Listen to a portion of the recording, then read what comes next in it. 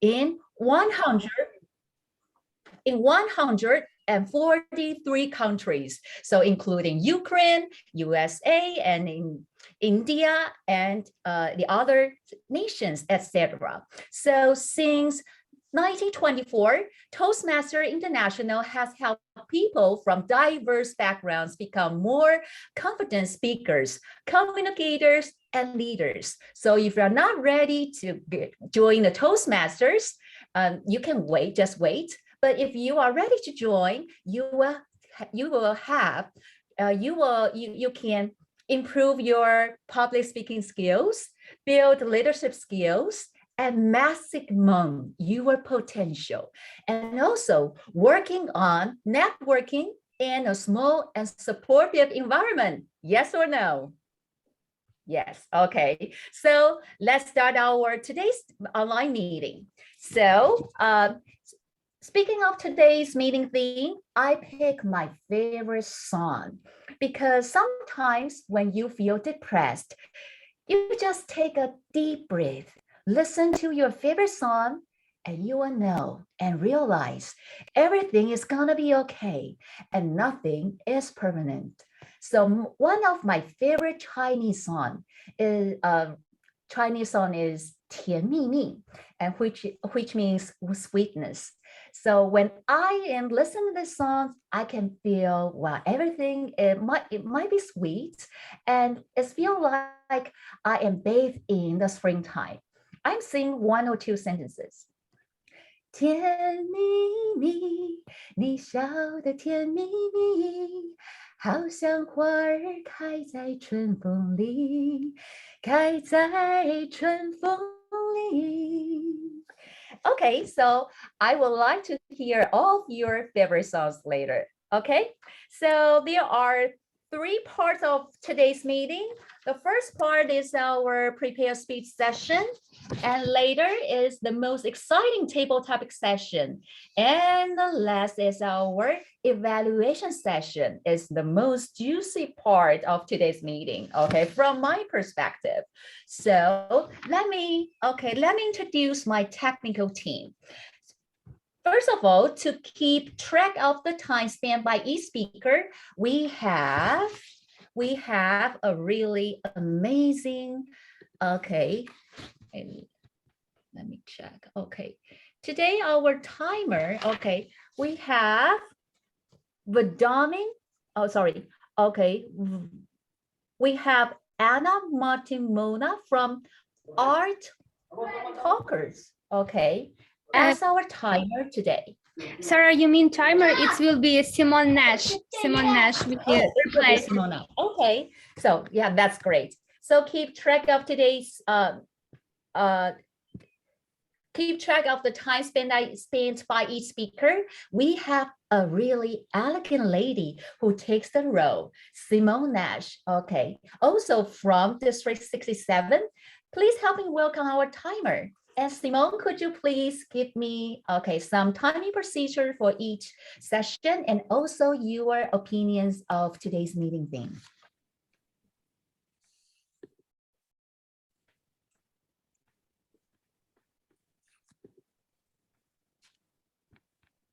Simone?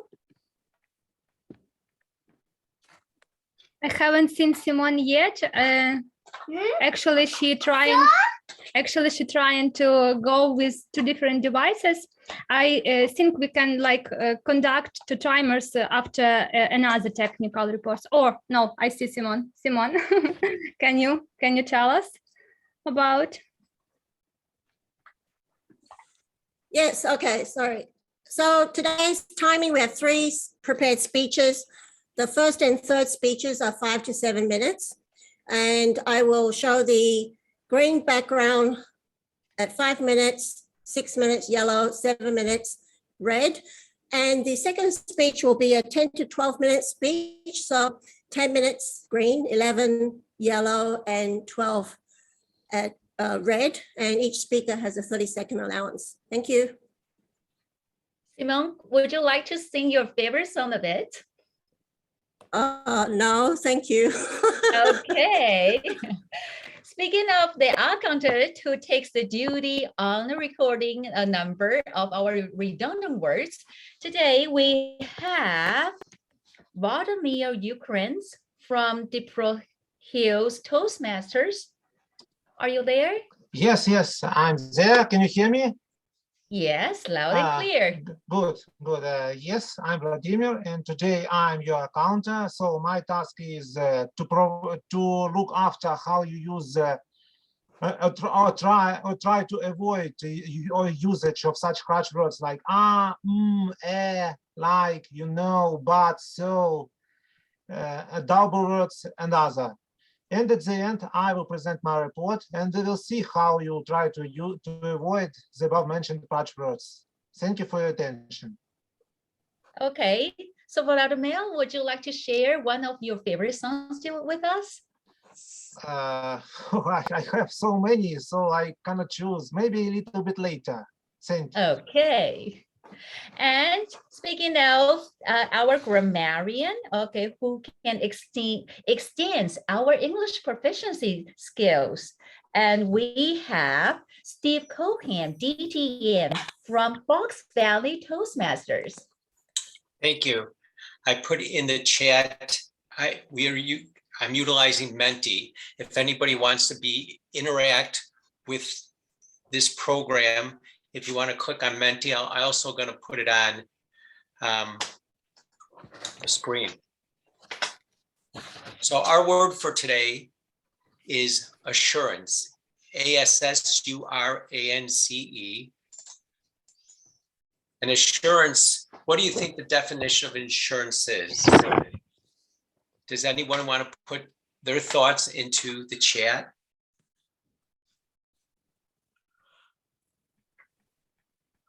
Well, I'm going to move forward so we have adequate time.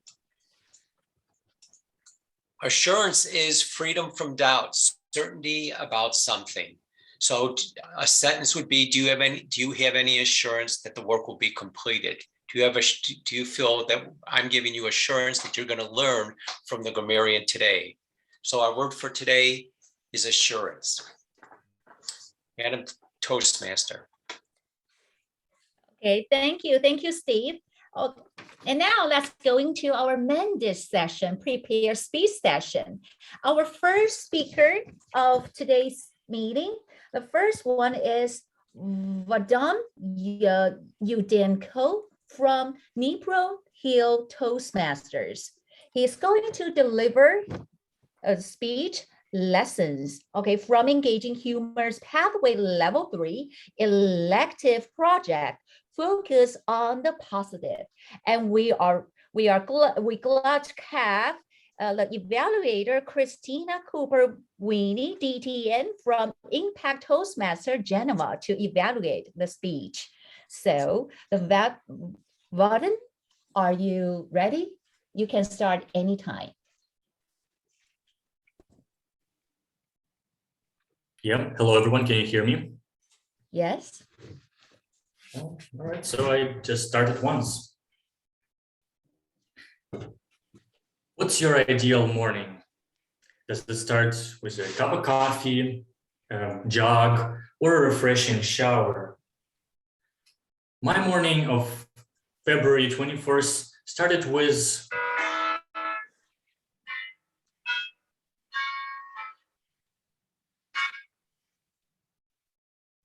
church bells.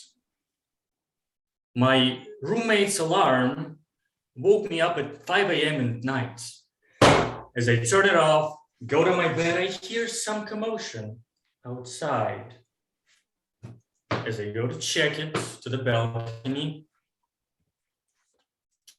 that seems to be much busier than usual. I wonder what's up. In the air, I hear a plane. 3, 2, 1. Boom. Ukraine is at war. Dear Toastmasters, friends, guests, as you all know, the best way to learn something is to teach it to someone else. It is finally time for me to learn something, to learn the lessons. the lessons life taught me during the first days of war. So once I heard the first explosions early in the morning and checked the news, I knew what to do. I went to get the cash, buy some food, water. People started flooding the streets. Cars were flooding the streets also. It's a chaos, so many people on the streets, sirens ringing, explosions following. Who could possibly be asleep at this moment? My roommate. Not only did he not hear his freaking annoying, ridiculous, stupid alarm, but he also slept through the sirens. Dude, get up, get up. We're at war, you gotta get up.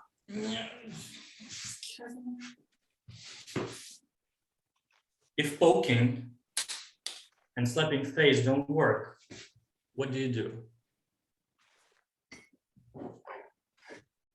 You apply some water. Yeah, what are you doing? Please, just get away. It's okay, get up. It turned out to work. He got up, and I was able to start packing my stuff with a clear conscience. As I glanced over my belongings, I asked the question, but what do I take? What do I take with me? Drawer, shelves, books, notebooks, textbooks, yearbooks, sketchbooks. Yeah, that's pretty much it. I cannot take all of this with me. I can only take the essentials, my documents, some cash, and some clothes. As I'm packing my stuff, somewhere deep inside me, I realized that I might not see this place again. I might not see my stuff again. Books that I've always wanted to read, notebooks that I've poured my soul into, and that land that I was successfully able to remember to water right when it was about to wither and die. I couldn't take everything with me. I had to leave something behind. This was my first lesson. When I heard again explosions in the morning, one of the first things I've done is called my family and my girlfriend. I told them that I'm gonna stay in the city for the time being. We promised each other that everything's gonna be okay and that we're gonna keep in touch. Later, I teamed up with some people from my dormitory and we went to the metro to sleep, to spend the night. We're checking the news. It wasn't promising. We stayed calm on the outside, but inside, we were very afraid. The following days, we joined more students at our university building and spent the rest of my 2 weeks there. I helped them, they helped me. I was a brother to them, and they were my sisters. Together, helping each other, we were able to live through those hard times. In the evenings, I used to have a call with my girlfriend and my parents. When we ended, we wished good night. Have a calm night. Looking back, I don't think I would have been able to go through the early days of war if not for them, if not for the help of those two girls, my girlfriend, my parents, and everyone who supported me on social media. Lesson number 2, you gotta have people around. Which brings me to the third and last lesson that I learned is during the 2 weeks when I stayed in my university's bomb shelter, we spent a lot of time there was like 30 students. Boys were helping with the groceries, girls were cooking, and in the evening we were spending time talking, playing games, cheering each other up. As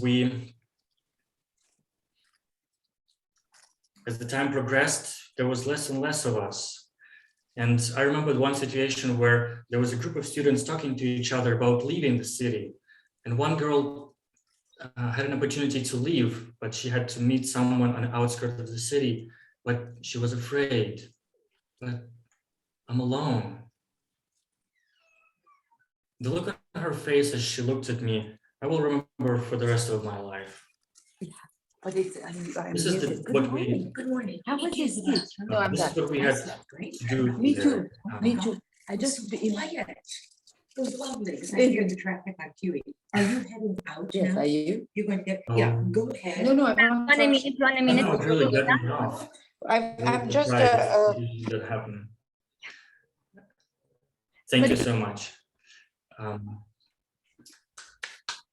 No, it's actually not the end. You were wished, but it's not. I have actually some stuff to tell. Is not only did I needed people, but I needed to be strong for them. I couldn't just go about wailing and flailing. Oh, everything's bad. Like we don't know what to do. We're just like here alone. How's gonna help us? I had to be strong for the people around me because there were people looking up to me, people who felt at peace just having me around. I had to be strong for them, for the people in my life. That was the third and the last lesson. Now, I left the Kiev in March. My hometown is relatively safe. Yeah, it's bombed sometimes, but life goes on.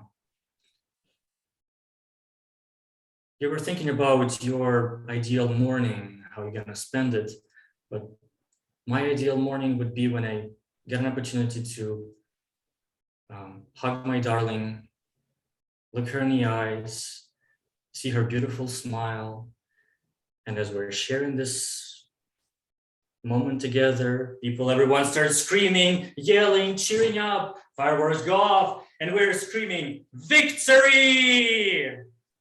But until that great day comes, I want to remember these lessons every single time I wake up in the morning. And so should you. Madam Toastmaster? Thank you. Yeah, what an touching and inspiring speech with different scenario. And every day we learn a lesson and still move on. Thank you. And for our second speaker, Christina Popovic from ArtTalkers Toastmasters. She's going to deliver her speech, A Long Journey, Worth It. A Long Journey, Worth It, from Presentation Mastery Level 5. Reflect on your path. And we also have our second evaluator, Paul De La Vega, DTN, from Dnipro Alabama Toastmasters Club. Okay, so Christina, are you ready? You can start your speech anytime. Thank you, Madam Toastmaster. Dear ArtTalkers, Toastmasters Ukraine, and Toastmasters worldwide. I don't know if there are anyone in the Toastmaster community who have been completing the pathway through eternity. My presentation mastery pathway lasted 3 years. I changed 2 jobs, my apartment where I live. I have a dog now, and we survived COVID, and we are going through a war in Ukraine, and we will win. One can say, oh gosh, 3 years. How it's possible to linger so long? I can reply for sure. It's possible. Nothing is impossible.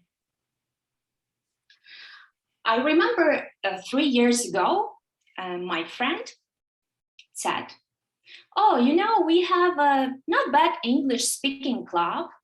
Come this Saturday to leadpub.com. Join us. It's a friendly atmosphere. No homework, no preparations. You just come and speak in English. Why not? I said to myself and joined the meeting. During this meeting, I remember very well my friend delivering a speech in a beautiful sari costume. And from that time, she inspired me to come to the stage once upon a time. You know, my first table topic sessions impromptu speech was a fail. I had a clutched hands. My legs were trembling. My voice wasn't very strong. I forgot everything, what I wanted to say, started, yeah, sorry, that's all, thank you. However, my friend, Yulia Danchik, she encouraged me. And I am very grateful for her, for this support. I finally made a debut and delivered the icebreaker speech, after which I joined the ArtTalkers Toastmasters Club in Kyiv. My main barrier on the stage was a piece of paper or a notebook in my hands while delivering the speech. And here, big thanks goes to my evaluators, Anna Sityashenko and Timur Berezhnoi, because after 3 speeches, I can speak without notes. Toastmasters Live dragged me, and I took on the role of the Vice President of Public Relations. Since that time, my public speaking career froze, and I had a considerable pause in my speeches. During that time, my friend, Yulia Danchik, she did all what she could to inspire me and to push me to the next level. She curiously asked, when is your next speech? She proposed even the ideas for my next speeches, when my stupid reply was, oh, I don't know what to talk about. My muse went for a walk somewhere. After the 6-month pause and vacation in Zanzibar, I renewed my public speaking and continued this pathway. Anna Martinova, my great evaluator, boosted me and boosted my willingness to perform on the stage once again. Once the COVID pandemic broke into our lives, I delivered a speech on the culture of digital communications. It covered some tips on how not driving people crazy while communicating with them online. It's how I polished my skill to be agile and to prepare a concentrated speech. And here I'm grateful for my evaluator, Yulia Kalitinska, who summed up and said, you have a velvet voice. Please continue deliver speeches. After these words, I became the unstoppable Toastmaster.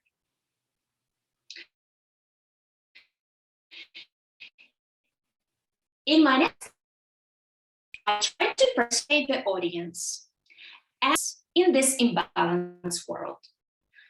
For example, healthy food, do sport, sleep at least 7 hours, set achievable goals, and perceive life as it is. I'm grateful to my evaluator, Ina Smirnova, who advised me giving more personal stories, using not only figures or data from books, internet, and researches. My following 3 speeches are the favorite one. The first one was when your childhood dream visited the United States again, realized. Because if you dream big, work hard for it, the dream come true. The second one was a toast for my father, a great example to follow. also personal story. And the third one was the acceptance speech of the Ukrainian actress receiving the Oscar Award for the primary role in the Ukrainian movie Hutulka Ksania for the first time in the awarding history. After these 3 speeches, a new skill was born. I can cry on the stage. Here I want to thank my evaluators, Graham Seibert and Anna Grigorieva, who pushed me to add more complicated details to my speeches. No problem, said I, and prepared a Q&A session about information that we trust. Informational viruses which influences us, and information flows which also influences us. Since I work a lot with information and public relations, this theme is very common for me, and I did additional research, prepared a great Q&A session, and we had lots of questions from the audience. After this Q&A session in the summer 2021, I felt waged. The practice of performances in Toastmasters started to bear fruits in my everyday life outside of Toastmaster. I watch differently to the people who speak with me or to whom I listen. It was easier for me to argue my opinion at work, in my personal life. I even tried the role of team leader and get a new job. Can we say that this could happen without Toastmaster? Maybe yes, but not so fast. The culmination of my presentation mastery pathway were 2 projects.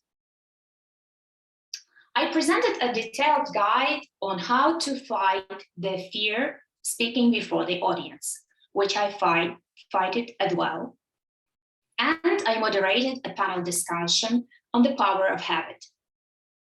Here, big thanks goes to my ArtTalkers family who supported me during these 2 projects. It's Anna Martinova, Andriy Budish, and Yulia Kalititska. That's it.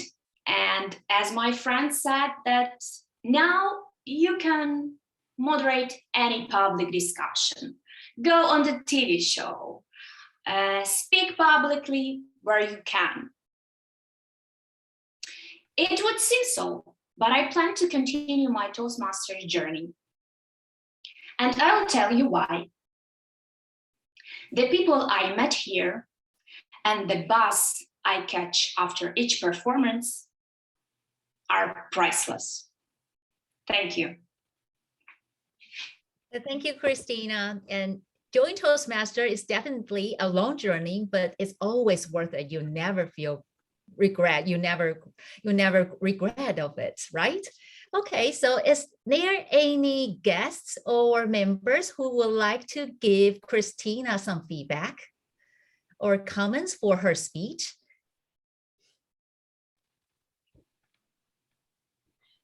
We usually made it like in Google chat, in Google form, in a written way. So sorry for not telling you this before. Just please use forms I already made in Google chat, and later, after the main evaluator will say, we can discuss in on the after party. Okay, thank you, Larissa. And now for our third speaker, Adrash Krishna from Speech Weavers Toastmasters Club. He's going to deliver his speech, not me, not you, not them, it's us. from the Leadership Development Pathway Level 3, Project 1, Planning and Implementing. And we're also happy to have the third evaluator, Jack Gilby, from Black Forest Toastmaster of Brussels, okay, to evaluate artist speech. Okay, so artist, you can start anytime.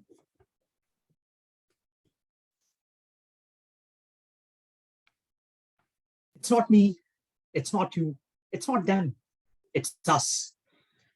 Toastmasters, before I elaborate what I just said, I would like each and every one of you, by a show of hands, to answer this question. I'd like to know how many of you have managed an event before. It could be from within Toastmasters or outside of Toastmasters. Yes, I see a hand there. Yes, I see more hands. Thank you very much for that. How many of you felt nervous when managing the event? Or how many of you feared messing it up? Well, I certainly did. It was at the start of this year that I had to manage an event along with my new and young team at work. And this was no ordinary event. It was supposed to be a hybrid event where we were going to have an online audience as well as an offline audience. And that was the most difficult part. And guess what? It was my first time facing all of our clients at once. And as a backstory, all of you must know that I'd just taken over my mother's business. And this success and this event over here had to be successful at all costs. I had to go all out to make it as successful as it possibly could be. And I had a very young team with myself. And the highlight of this event was supposed to be us acknowledging the efforts of some medical practitioners, social workers, and some individuals that served the society during the pandemic. The agenda was decided 2 weeks in advance. It was me and my team that worked hard on it. And as part of the agenda, we wanted to have a welcome address. We wanted to have a musical performance. We wanted to have a 30-minute presentation from me describing the future of our company to all of our clients. And the highlight of the event was supposed to be us playing a video of a few medical practitioners, social workers, and individuals that served the society during the pandemic within our own locality. We wanted to felicitate them. We wanted to acknowledge their efforts and make them feel good. And we want to have a very engaging quiz contest for all of our clients and everybody that was in the room.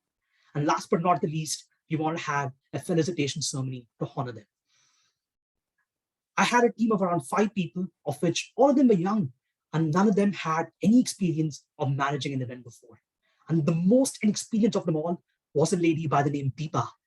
She had barely been working with us for 3 months, and she had no experience, and she was tasked with managing the entire event. And I literally mean it. She had to provide the welcome address, she had to introduce me and the others, she had to run the quiz contest, and she also had to play a video honoring those medical practitioners and social workers. And she had made that video herself. The day of the event came and the venue was a hotel, and we were late, but we still started. But the problem was we had a hard time creating the hybrid setup. We were not able to set up the webcam. We were not able to set up the webcam or position the webcam in a way that the online audience would be able to see us. And the offline audience was starting to feel fidgety and restless. And we didn't exactly know what to do. I managed the audience with sweat rolling down my neck while my team worked exceptionally hard in setting everything up behind the scenes. We finally started, but we were 45 minutes late. We were 45 minutes late and everybody was not happy. Deepa stepped up to the plate and provided the welcome address, and she instantly stumbled. She stumbled, but she somehow managed to finish the welcome address. And then we had a musical performance from 2 young kids that we just invited.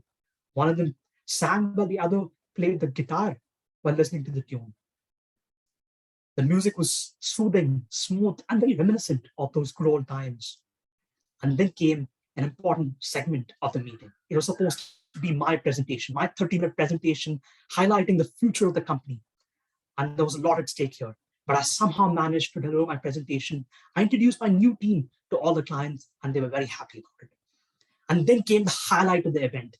Deepa was supposed to play a video paying tribute to all of those medical practitioners, social workers, and individuals that served the society in the pandemic. And let me remind you that all of those individuals were there in that room at that time, and they had their hands clasped within their chins, and they were looking at the video with eagerness. When the video was finally played, we encountered an issue.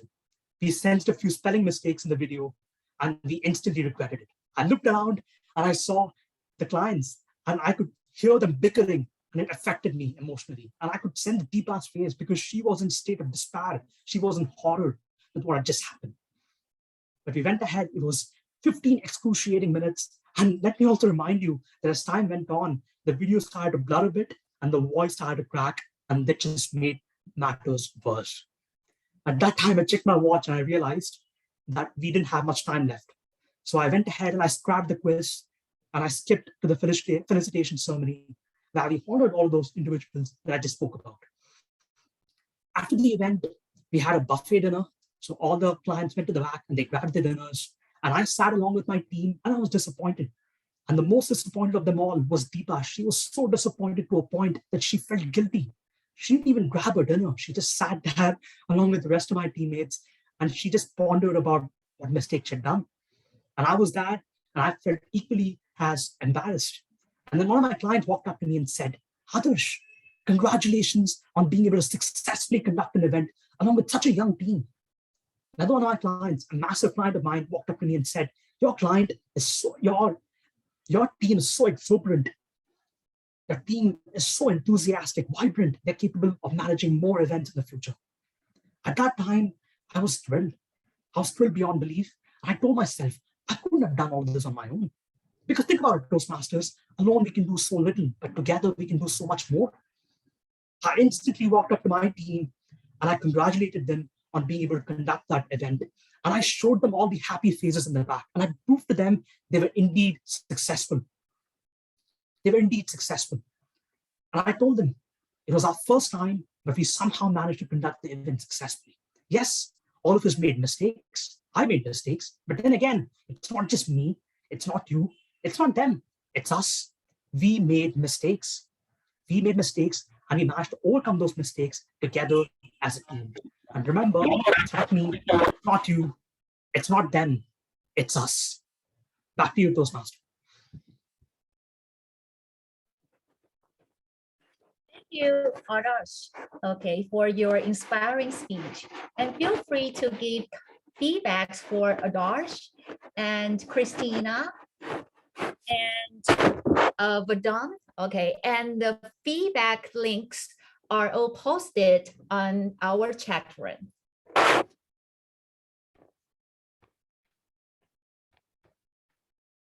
And we have 40 seconds to fill in the Google form.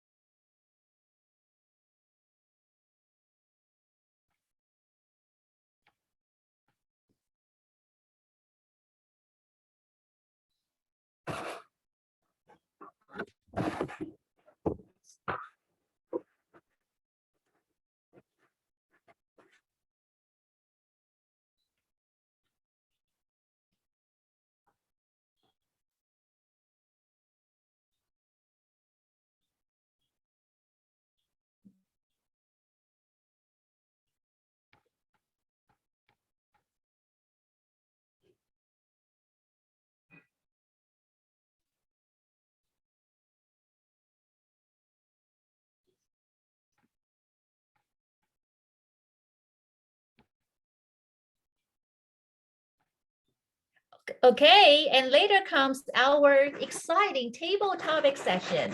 Members or guests here can practice their thinking and speaking on their feet skills. Today, our session master is Saranyan Chatterjee from City of Joy Toastmasters Club. Please help me welcome him. Sorry, it's actually that Amanda we do before meeting. So okay, Amanda. Okay. So Sarah, if you allow me, I'll be your table topic master for today. This amendment was made on the fly, and so we are sorry that we didn't tell you this before. So I'm Anna Martinova, and I am VP Education of ArtTalkers Toastmasters Club from Kyiv. So today I am your table topics master.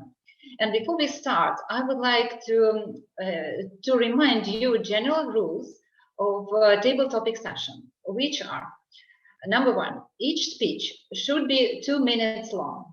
Number 2, please attempt to use the word of the day, which today is assurance. Number 3, make sure that your speech is structured, which means that it has opening, body, and conclusion.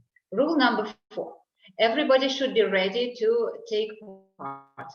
And rule number 5, there will be voting for the best speaker at the end, after all speeches are given. So I wish you to speak with calm assurance and enjoy this table topic session. Yesterday, there was a very important event, and that was Eurovision Song Contest. And Ukraine's Kalish Orchestra won the Eurovision Song Contest.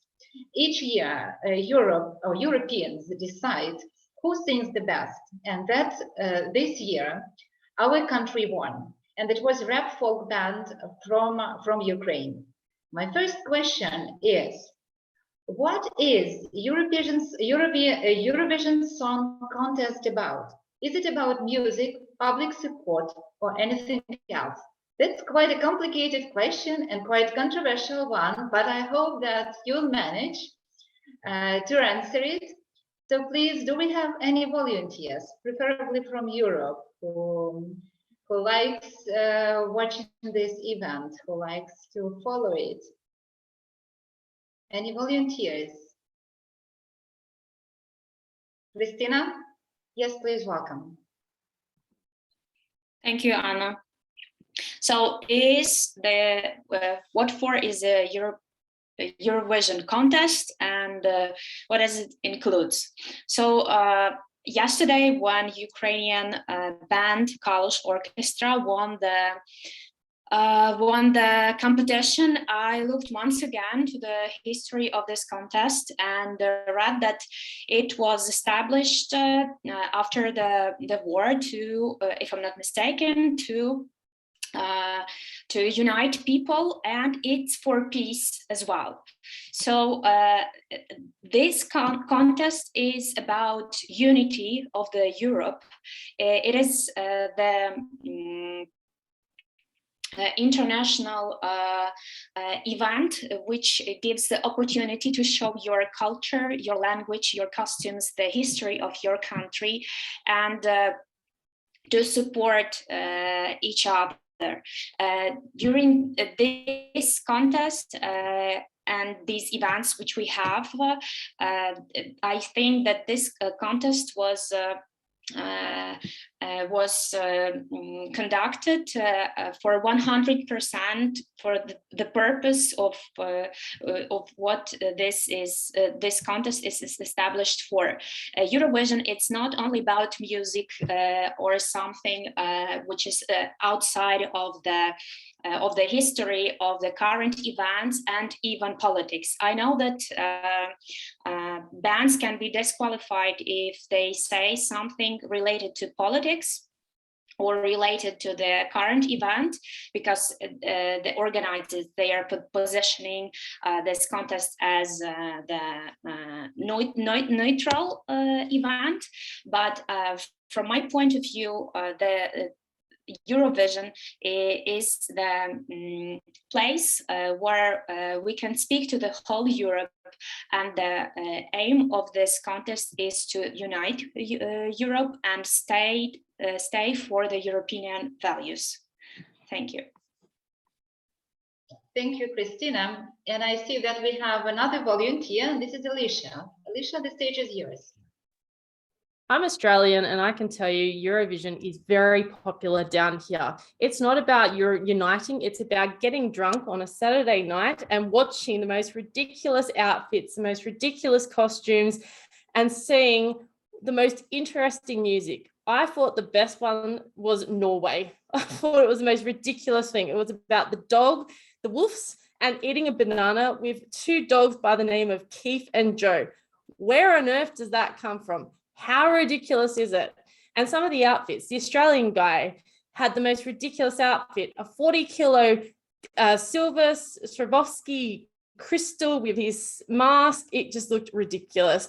And even better is when some of the guys look absolutely plastic is fantastic, completely Botox down to the bone and wearing very tight lycra or anything that looks ridiculous, completely waxed down and looking ridiculous and singing. I think the guy from Romania was singing a very interesting song, a Spanish song.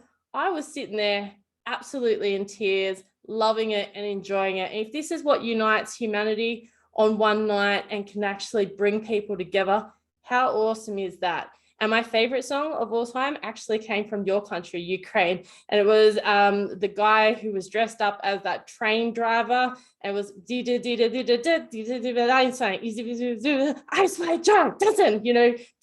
Lasha Tumba. That was my favorite song of all time.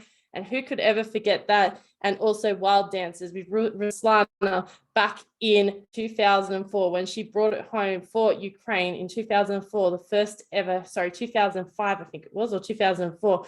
And I remember the Wild Dances with the dancers, the whips cracking, it was amazing. And then it went to Greece the next year. I actually have every single DVD since 2004 and I watch it constantly. Yes, I am a lifetime fan of the most ridiculous song contest of all time, but let's unite humanity and Eurovision is awesome. Back to you. Alicia, thank you very much. Does anyone else wishes to share ideas about Eurovision? I'm sorry to mispronounce the name, Jessica Lesotho, or? Yes, thank you. Jacek Lesotho, that's my name. I'm from Poland, but I live in Scotland right now. And about the Eurovision contest, I think the song was really good, that one, the one from Ukraine, but I think Ukraine could perform with almost anything and they would get a lot of votes because people were supporting them. I think in a normal mode, when the Eurovision contest is happening without any war and any kind of political background, it is sometimes boring and only people win who stand out, like some kind of special performance or the song must be really good, or like, I think maybe that's only me because I'm interested in Ukraine and what is happening and TikTok is showing me only relevant content, but this song was all over the place on TikTok. And I think that was also what contributed to the success, that people wanted to support Ukraine and people who actually vote, who send their votes, they are people who are all over on social media. And for them, what is being displayed on TikTok, for example, is very important, and that's why they won. What I liked about this particular Eurovision contest is, for the first time, I remember that UK represented was actually scored very, very high, because usually everyone is giving 0 points to UK, and they all perform mostly in English. But this time, UK song was actually really, really good. Thank you. Thank you very much. I see Lisa wishes to answer the same question. Am I right? Could I have a go at that one? Sorry, I asked Lisa for the stage. Oh, and sorry, if sorry. Pat wishes to answer. Yeah, for the Eurovision question. Yes, a little bit later. Just you will be the next in the row. Sure, no problem. Right now, I am giving the stage to Lisa Yurchishin. Oh, hello all. Actually, Eurovision, it's, as you see, it's really a lot of contests which have a lot of different obstacles. I mean, it's also about politics. It's also about some differences between countries. Sometimes it's about some freaky. And as you see, as you follow Eurovision during some years, you see that every time it's very hard to predict which actually song will win this year, because sometimes it can be just very, very, very tiny and very smoothie, like Portuguese in 2015, or it can be like freakies as Finland with Lordi or NATO with Israel, or it will be like I think politics, Jamala, with their song. So every year, I think each country, they just choose someone she wanted to present to the other countries. And it's good that we have so many diversity. Yeah, I remembered the motto of our previous Eurovision, which took part in Kyiv. It was like diversity, it matters, and celebrate diversity. So we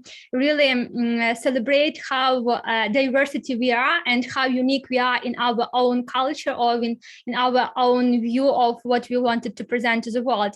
And every time it's really like a lottery. So no one knows who will win. And it's also very strict. Very curious for me to compare how juries vote and how people vote, because every year it's not the same. So every year we have like this huge distance between top 5 on juries vote and between top 5 was people vote. So what's work in this place? Who knows? Maybe, I mean, a lot of obstacles should be together to give winning to that or another country. And I am personally not like believe in such things about manipulation. People, I know that a lot of people wanted to manipulate using social media, all the trends and so on, but I know that it's really influence on people. So we have what we have in the result, and I am extremely proud that this year Eurovision choose us. So thanks for this. Thank you, Lesya. And right now I would like to invite Pat Rooney, who volunteered, and the next speaker will be Anastasia Baldekina from our club. So Pat, now the stage is yours. Welcome. Madam Topics-Master, thank you. Pat Rooney, I'm from Ireland. So, and my memory of Eurovision goes back a long way, even though I haven't watched it for a long time. And I'm actually old enough to remember when Eurovision was quite a small thing, handful of nations. Ireland first succeeded to a place on it, I think it was 1966, and we were made up. And what Eurovision was then was something designed for ensuring that the individual countries would bring some representation of their own culture to this platform, to this European-wide stage. One of the primary sort of movers in the evolution of Eurovision was when it went from being purely jury-led and jury-awarded to having a wide popular vote. And it morphed into something along with the growth of mass media and in social media, into this enormous pop cultural animal. One of the strange things about Eurovision in our country is that it's kind of like saying the UK and people who vote for Tories. You know, clearly they got quite a few votes, but it's very hard to identify anybody who will put their hand in the air and admit having voted for them. Well, in Ireland, it garnered a huge audience, probably throughout Europe as well. But it's very hard to identify somebody. None of my friends have ever watched Eurovision in forever. And as regards what it is, I think politics has come to play a huge part, along with popular culture. And what one of the previous speakers said about the UK getting, you know, very few points over the year, and whatever about the artistic merits of the song, on which I can't comment, but undoubtedly Brexit and all that followed kind of played a part in that. And politics, indeed, quite probably played a part in last night's result as well. So it's an evolving animal, but to think of it in terms of culture, in terms of high culture anymore, really isn't an accurate analysis of it. It's a pop cultural monster suffused with politics. Madam Topics-Master. Thank you very much for your speech and for your ideas. And now I would like to ask Anastasia. Nastya, what Eurovision Song Contest is about? Music, public support, or anything else? The stage is yours. Hi, Anna. Hi, everyone. Really nice to see you. So even though the question is pretty tough, I guess the answer is pretty simple in this case. Eurovision Contest is whatever people choose it to be, because it's people who vote, and their motivation is only theirs individual.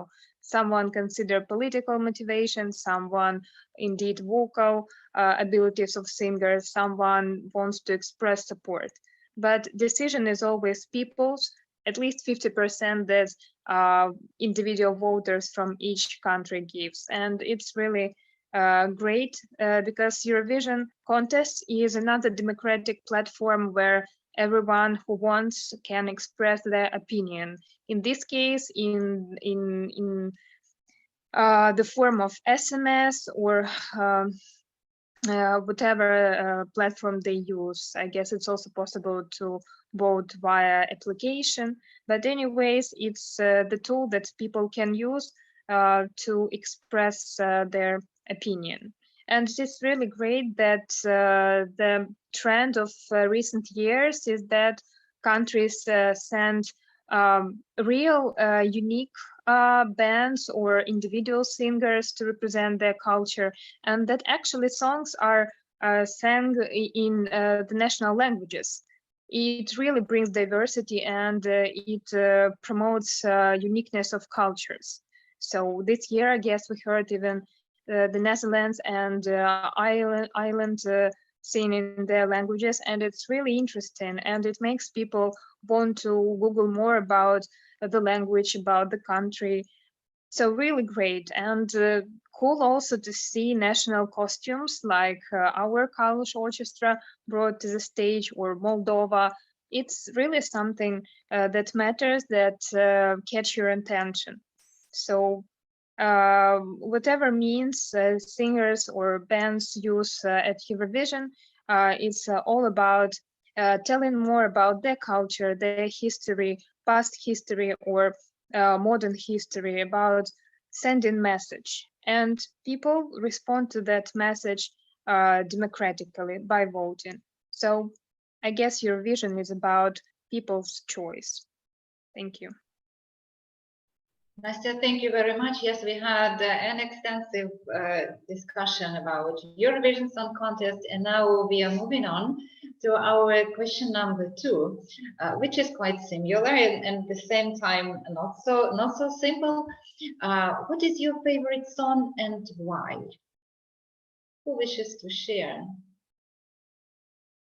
Volunteers, please raise your hand either virtually or just give me know that you wish to answer. Ashok, yes, please welcome. The stage is yours. Thank you, Madam Topics Master. Good morning to everybody. Good afternoon. Good evening. The song that I had mentioned in the previous meeting was by Louis Armstrong. And now again, I saw this question and I said, I probably should choose a different song. And I thought hard and long, and I realized there was one song that I had heard in this movie, Home Alone. It's very inspirational. It feels good to hear. And originally, I thought it was a church song. It was like a song, a hymn.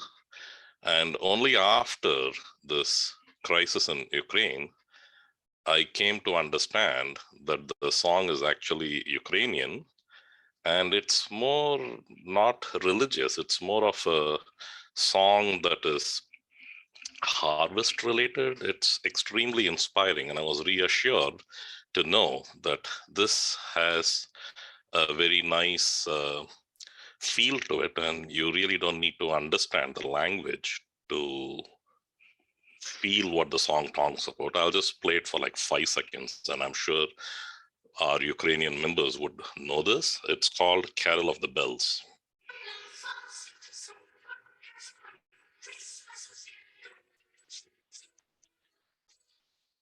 Extremely inspiring. You don't need to know the lyrics. You don't need to understand what it is. It talks to your heart. And so I will go with the song for today. Thank you, Madam Topics Master. Ashok, thank you very much. That is very touching, yes, and this is a really very popular Christmas song in America, and it's also very popular in Ukraine. We call it Shedrik, and it's sort of like birds who are singing and tweeting and at the same time bringing good news about Jesus who is born. Does anyone else wish to answer the same question about favorite song? Vova, yes, please, the stage is yours. Thank you, thank you.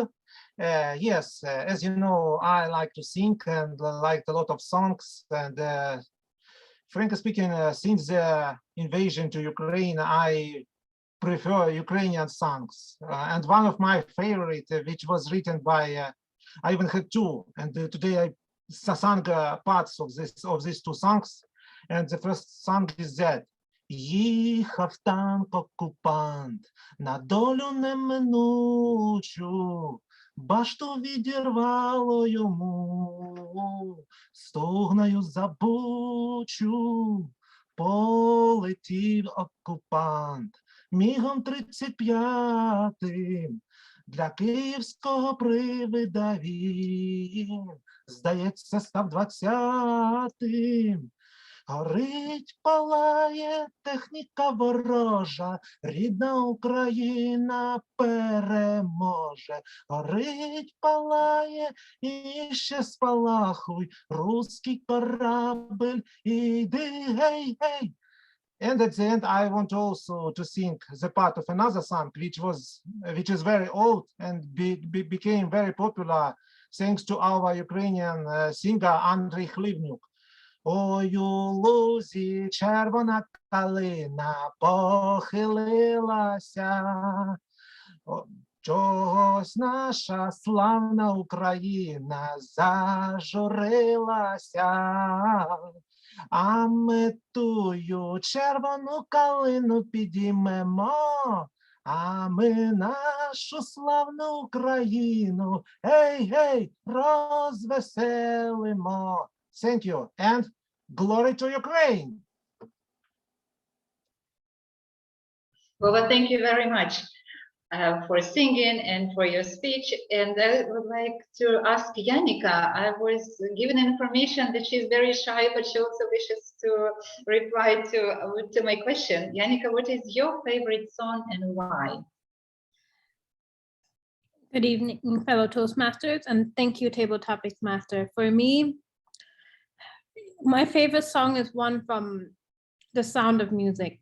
I can't choose any of that. It's one of my favorite, as well as Mamma Mia. That was the two favorite songs that I used to listen every day. And I still remember the road trips from Sound of Music. It's my favorite song, Do Re Mi. And that was one song I would sing every day. It was something that's very powerful with the sound that they sing and the way they sing it to children. It's one of my favorite and all-time favorite songs that I listen to every day. Something that reminds you, it's like the power. Every song has a meaning to it, and listening to the meaning of the song really will put you to think, is it day or is it night that will make you feel you're having this feel to something that's very powerful. It can brighten up your day by listening to songs that have meaning. If you listen to a powerful song, you'll feel the powerfulness back to you. Yannicka, thank you very much for your speech and for your ideas about power of the songs. Anybody else wishing to answer the same question? If not, I do not see volunteers, so then we are moving forward. And the next question is, who is your favorite performer? Who is your favorite performer? Volunteers. Let's see, then I address this question to Janet Adams from Delaware. Thank you, Madam Table Topics Master. I was about to put my hand up. Your question reminds me of the best concert I have ever been to in my life. And it was all on a fluke. My friend Janet at work, she had 2 tickets to the Billy Joel and Elton John concert in Dallas at the large arena. And her husband did not want to go. Did I want to go? She asked one afternoon. I said, yes, I would like to go. And so After work, we went over to the arena and we climbed up to the nosebleed seats, way, way, way, way up in the arena. And we were there early. So we saw them setting up the stage, lowering the pianos to the platform where the performers were going to be. And then the concert started. And of course, the whole audience filled in. The arena was packed. The energy was just sizzling. Everybody waiting for Elton John and Billy Joe. And then they came and they performed such music. You could hardly stay in your seat, but we in the nosebleed seats, we had to dance carefully so we didn't tumble down. It was the best concert I ever attended. I'm still a big Billy Joe and Elton John fan. I'm still standing. I'm still standing. Probably my favorite Elton John song. Back to you, Madam Table Topics Master. Janet, thank you very much for sharing your experience of attending this great concert. And I would like to ask the same question, CJ Marks. Would you please share with us who is your favorite performer? Sure. You know what I'm gonna do? I'm gonna combine those two questions. Originally from California, I live in Japan, and I actually have a background in working with a lot of musicians. Favorite performer. I'm gonna play a song for you, and I'll share the link. And you have my assurance that people from as young as Graham Sieberts to some of our elder statesmen like Pat Rooney, who are no longer here, will surely know this performer. And if you've never heard this song, I think you'll like it. And I think the actual performance, the song speaks for itself. This is a song right here.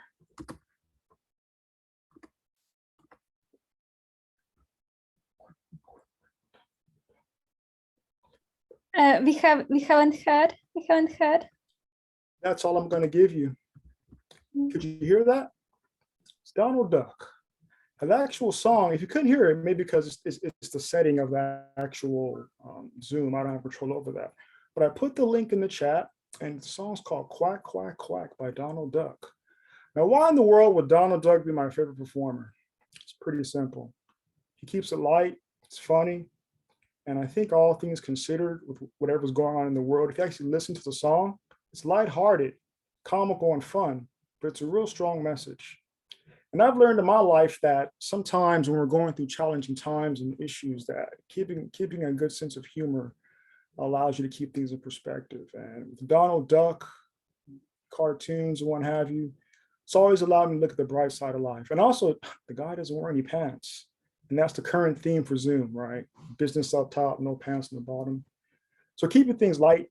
All in all, I have to say that Donald Duck has to be one of my favorite performers, and Quack, Quack, Quack has to be one of my favorite songs. Thank you for the opportunity to answer this question. Back to you, Anna. Thank you. Thank you. And the next question is a little bit philosophical. What music has formed you? What music has formed you? Volunteers. Then I address this question to Steve Cohen, our grammarian. Steve, the stage is yours. For me, there isn't a music that's for me. It's actually all music is for me. Just when I think I would never listen to a specific genre, a country western, a ballad, a classical, all of a sudden I will hear a song. And just like many other people, this song kind of defines me, but I don't fall with one song. I've listened from rock to classical, to western, to international. So really all music has shaped me, has formed me, has made me where I'm at today. Thank you. Steve, thank you very much. Anybody else wishes to share his or her ideas on this question? Not now? Okay. So let's move on. And my next question is, do you have songs that are associated with particular kinds of activity? For example, my husband says that his workout is much better than he listening to hard rock. Do you have your songs that are associated with special activities, like doing sports or doing art or whatever? Any volunteers? I would like to ask some of our guests, maybe Taras, who is for the first time here. Would you like to answer this question about music? Yeah, sure. Yeah. So should I introduce myself first or just not necessarily? Just quickly. Oh, yeah. So my name is Taras. Hi, everybody. So I'm not a member of any club yet. So this is going to be my first time being present in these sessions. So I'm very glad to meet all of you guys. Thank you for this opportunity. So the first song that comes to my head for this matter is Linkin Park In the End. And I guess it's because this song seems to be suitable for like many purposes and for many activities. So whenever, for example, I feel down or just depressed, I can put it on and just, it's gonna bring me back to life. It's gonna give me happiness and give me the energy to, to stand up and to find a purpose to live again.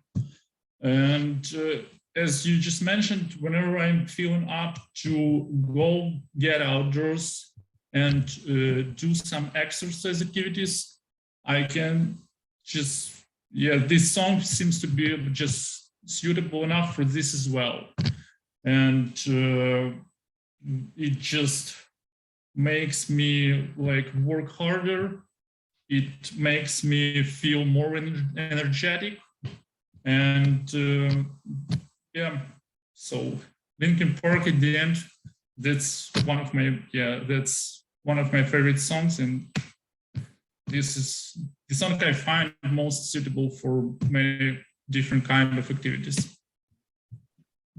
Thank you. Thank you very much. Congratulations on your debut in our club. And I would like to ask Anastasia. I think she volunteers, right? Mm-hmm. Yeah. Thank you, Anna. Thank you for an interesting question. Indeed, music is an integral part of our lives, and it helps in a lot, especially in stressful moments. Well, first, my mind was blank when I heard the question. Then I thought about like some studies I used to do, like writing some academic papers, so that I just found some jazz compilation to play on the background and, I don't know, keep me sane. Yeah, but then I thought that indeed some songs mean a lot to us because they are connected strongly to our meaningful memories. Well, as for me, as I wrote in chat, that now I'm rediscovering Ukrainian music again. And of course, one of our most prominent singers is Sviatoslava Karchuk, and he wrote many beautiful songs, like, of course, about love and the most popular topic, but also some songs that are associated now with certain historical events in Ukraine or movements. So what came to my mind was the Revolution of Dignity of 2013, when we Ukrainian students, I was a student at that time, we gathered and went to peaceful rallies called Maidan, probably well known. So at that time, the song by Sviatoslava Karchuk, "Вставай, Ukraina moya, вставай," or "Raise up, Ukraine," which is a very emotional song. It was kind of our anthem of our movement, first of all, students' movement. And it is also played now during Ukrainian peaceful rallies, I guess, in different countries and in Ukraine too. So whenever I hear that song, I first of all remember about the Revolution of Dignity, about going to these peaceful rallies and expressing our European aspirations. It was really historical time time when we felt powerful, when we felt that we can accomplish our democratic goals by being strong together and by openly expressing our opinion. So I guess that song, I have association of it as a powerful, I don't know, movement and a period in Ukraine's history and in my own life. So yeah, thank you for the question. Nastya, thank you very much for the answer. And now this is the last chance to speak, because this is the last, that will be the last question of our table topic session. So there are some songs that are considered to be rebellious. I will give you an example. Pink Floyd, We Don't Need No Education. Imagine by John Lennon. Smells Like Teen Spirit. What other rebellious songs do you know, or what piece of music would you consider to be rebellious? Any ideas? Or you can just try to continue my idea and to develop on this, the example that I gave you, why these songs are rebellious, for example.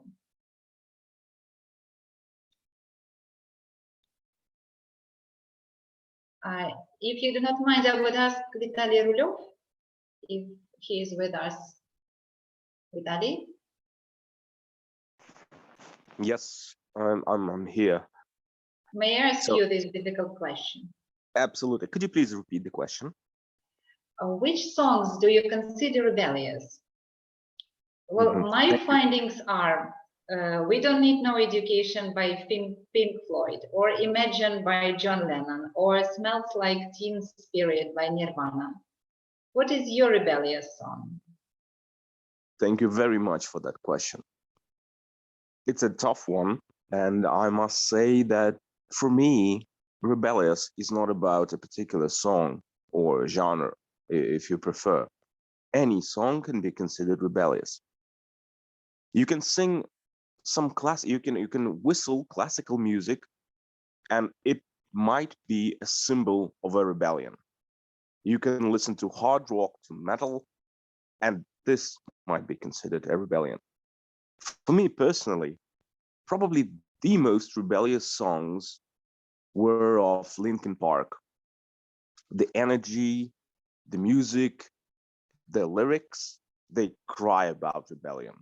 They give you confidence. They assure you that things are going to be great, or at least they'll be good in the end if you fight in the end. So a rebellious song, I would say In the End by Linkin Park. I've been reminded by one of our guests today about it, and it's a really, really great song. Ladies and gentlemen, I encourage all of us not only listen to music, but to appreciate it. Because music as it comes is a part of our life, and maybe the most inspiring part of it. I wish all of us to enjoy music, to rebel against bad things in the world, to fight against bad things in the world, because the only thing necessary for evil to prevail in the world is for good people to do nothing. Let's do good things, listen to great music, and rebel. Thank you. Definitely, Vitaly. Thank you very much. And I also would like to give the opportunity to talk to CJ Marks, who volunteered to talk for the second time. The stage is yours. Yeah, thank you so very much. This is a great question. I actually have a song put in the chat. It's called F the Police by NWA. This song came out in 1986, and at the time it was very controversial.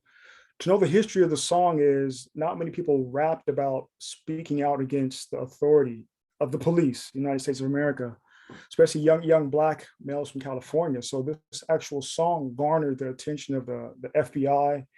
The US government came down hard against rap musicians.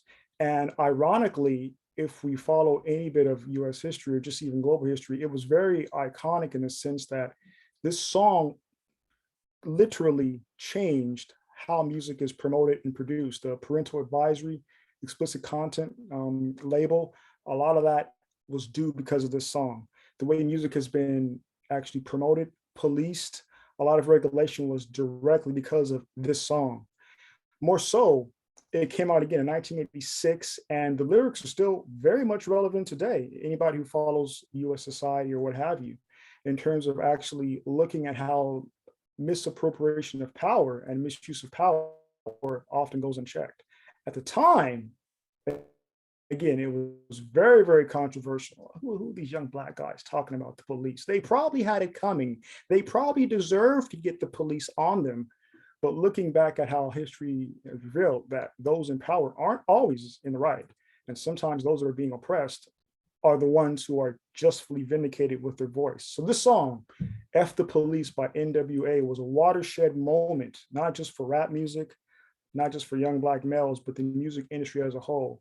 You have my assurance that if you listen to the lyrics, once you get past the profanity, you'll find some really timely and very contemporary appropriate messages. Thanks for the chance to speak again, Anna. Back to you. Thank you very much, CJ. And thank you very much, everyone who participated in this marvelous table topic session. I have complete assurance that this table topic session was an absolute success. And with all this said, I pass the stage to our Toastmaster, and there is voting, link to the voting in the chat. Please pay attention and participate in the voting. Thank you very much.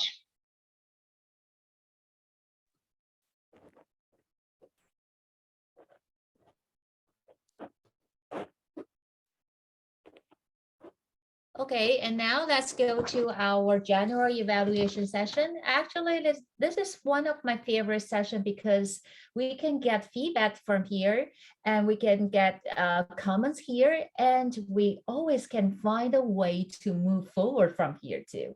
So our general evaluator of today's meeting is Alicia Curtis from the Standard Bearers Toastmasters Club. Please help me welcome her. Thank you very much, Madam Toastmaster. Ladies and gentlemen, the role of a general evaluator is to provide an overall evaluation for the meeting. So my role will be to introduce our speech evaluators as well as the tag team, the timer, the R-counter, and the grammarian. We'll start with the speech evaluators. Our first evaluator tonight is Christina. Please welcome Christina to the virtual lectern. Thank you, Christina.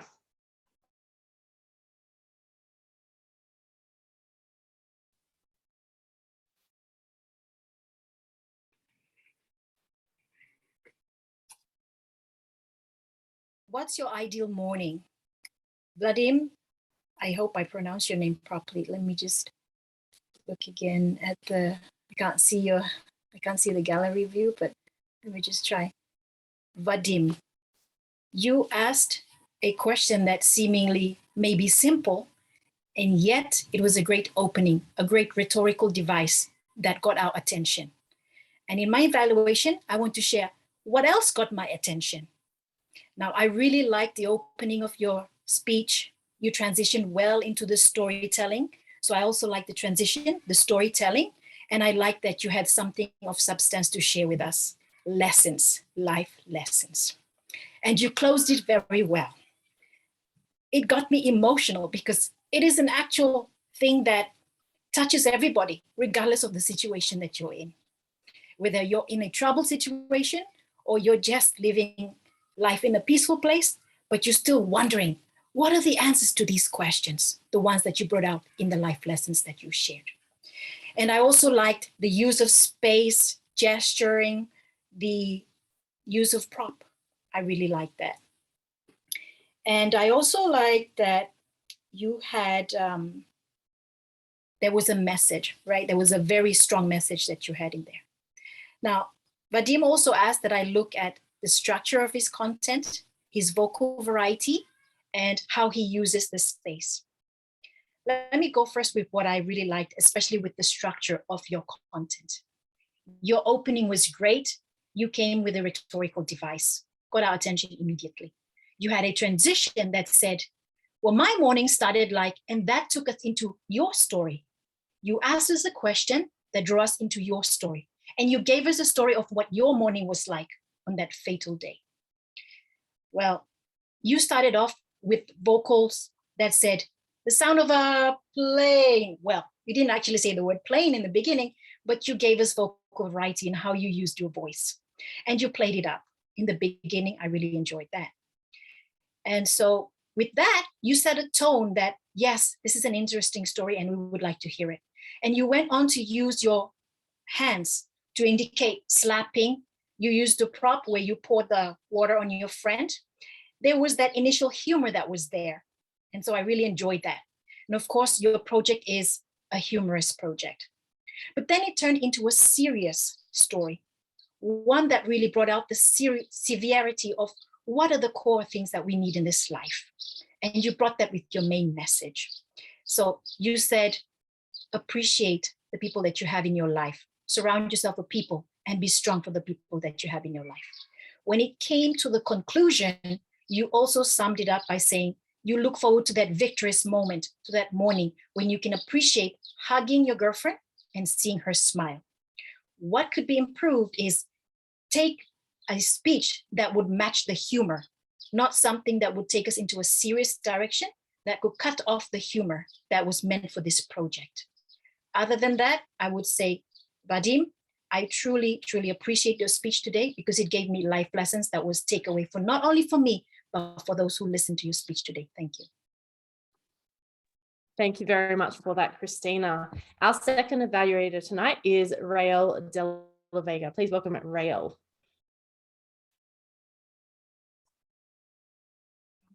Rael, you are on mute. Thank you, Rael.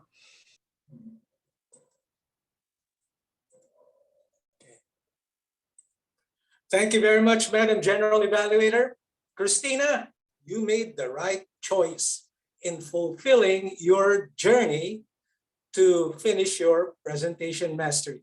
And fellow Toastmasters friends, let me share with you 3 aspects of Christina's speech that fulfill her requirements in this project. First, notice how she shares with us a complete story on how she began as a guest all the way until she had progressed by taking the presentation mastery path. Now, this is very important because it shows us that the skills that one can get from the path would definitely help us grow. Second, I say that the engaging storytelling that Christina used when she talks about how she started off as a guest all the way until she struggled with table topics and then had a mentor to help her, I couldn't help but identify with her story. In fact, when you give a story that people can identify with, it keeps us interested, wanting to listen more. And third, notice how she keeps us interested in the topic, how when she uses transitions like the first one, the second, the third, in my next performance, after a 6-month pause. So these give us the assurance that we will not get lost in the presentation that she's giving. I'd like to offer you, Christina, a couple of tips that you might want to try as you continue your Toastmasters journey. First, you can do away with the notes. I felt that the notes, the sudden pauses, gave that short stop, which made us wonder what's going to happen next. So what you could do is focus on 3 challenges that you had. So take, for example, maybe after your 6-month pause, you might have noticed that you were rusty in table topics, but you had a mentor who helped you get back on track. So that way you learned that, hey, it's important to keep myself engaged, especially in Toastmasters. So that's the first one. And second, I wish you could have expanded the conclusion of your presentation. All right, yes, you told us that you are ready, that you plan to continue your Toastmasters journey. Maybe you could have expanded it a bit. You could have told us, oh, I'm going to continue by taking up maybe the engaging humor path, or I will continue to excel in skills such as broadcasting. At least it would give us a vision of how we intend to use it. Well, definitely it looks like career, COVID, or conflict will not keep a dedicated individual like Christina from pursuing her path. And Christina, thank you for showing us that indeed it's always important to make sure that we finish what we started. Back to you, Madam General Evaluator. Thank you very much, Rael. Our third and final evaluator is Jack Gilby. Please welcome Jack Gilby to the virtual lectern. Thank you, Jack. Thank you very much, Alicia. Wow, what we heard today from our third prepared speaker was that you can use Toastmasters skills in the real world, and that's a great lesson for all of us. My evaluation is going to be on 4 points. I'll do positives, I'll do improvement areas, I'll give encouragement and a summary. And this is the pies evaluation, which I love because I love pies being from the UK, apple pies, blueberry pies, and also because I think it is a good structure. So let's look at those positives. And there were many positives. First of all, I loved the voice modulation. I loved also the involvement of the audience that was used. I think it's very, very impressive in order to build intrigue. I found that there was absolutely brilliant gestures and eye contact. Absolutely bravo, 100% there. I also feel that the speaker used a good way of building empathy because we saw his emotion. We felt for all of the members in the audience, not just the speaker, when there were problems with the video. Now let's look at improvement areas. I think here, one thing to do is bring the audience into the event itself. Now, this can be done by clear structuring and signposting. In other words, if we know that there are, say, 3 parts to the conference, for example, if there are seminars, there's a video, and there's a networking event, then it's good for us to have these signposts from the very beginning. And I feel like Adash could have made this clearer.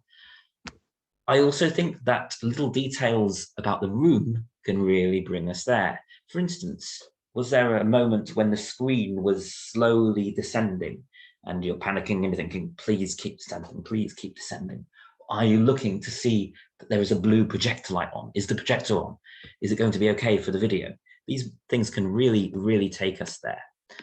And a couple of other things, I think I loved how Adash said she stumbled, but somehow she managed to finish the presentation. I would just like a little more detail there.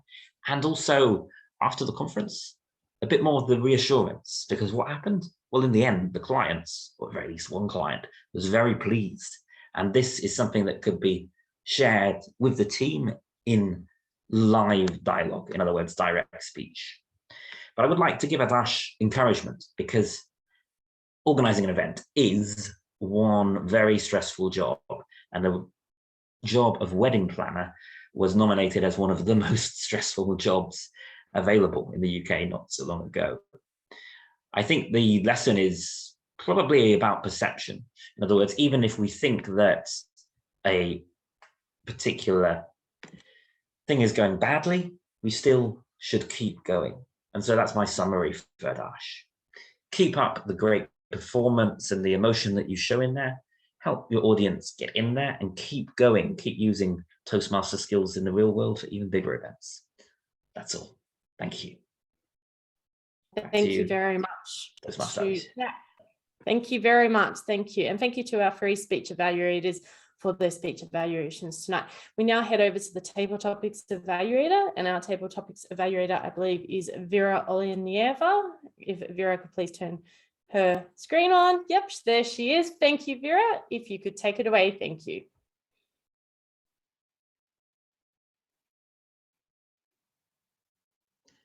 Thank you very much, Alicia, for the amazing table topic session. I would like to just give a small hint in the beginning, just please let me know if my internet connection is broken. Just somehow signalize to me so that I can switch to the, because something is happening this morning. But anyway, we'll start with the table topic and with its evaluation. First of all, I have to say a few words to Anna, to the table topic master. I'm really thankful for you to grabbing this role on the fly and to making the perfect job, because the questions were interesting. They initiated the hot discussion. I would even use this word. It was indeed a hot discussion, and it was really great that you took that role, because you are a professional Toastmaster who managed to organize the table topic so that everyone will have a chance to participate and will do their best to give table topic speech. You reminded the rules, you reminded the word of the day, you encouraged people to participate, and it was done perfectly. Thank you very much for that. And we'll go with the table topic participants. There were several of them, so I will try to highlight the best points that were used in the speech and to say something that might be improved in their speeches. The first speaker was Christina. I liked your response very much. It was structured, it was logical, and you shared your thoughts, which is always very precious. I liked how you presented your thoughts with a calm assurance, and it was really nicely done. What might be improved a bit?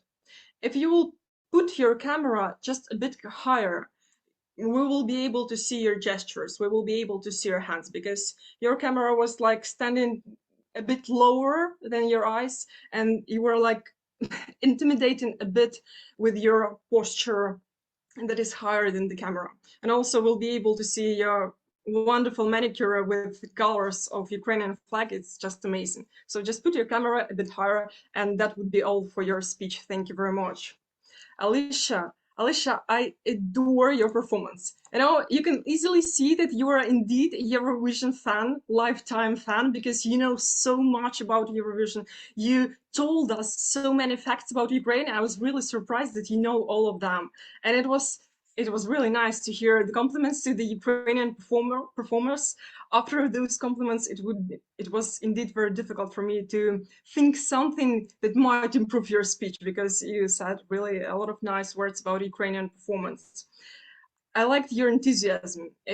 Your enthusiasm, it is contagious. When you listen to your speeches, you feel like your energy is bursting within the hearts of the audience. So it's really nicely done. I can only recommend you to join our club even more often and to participate in table topic. It was a pleasure to see you on the stage. Thank you.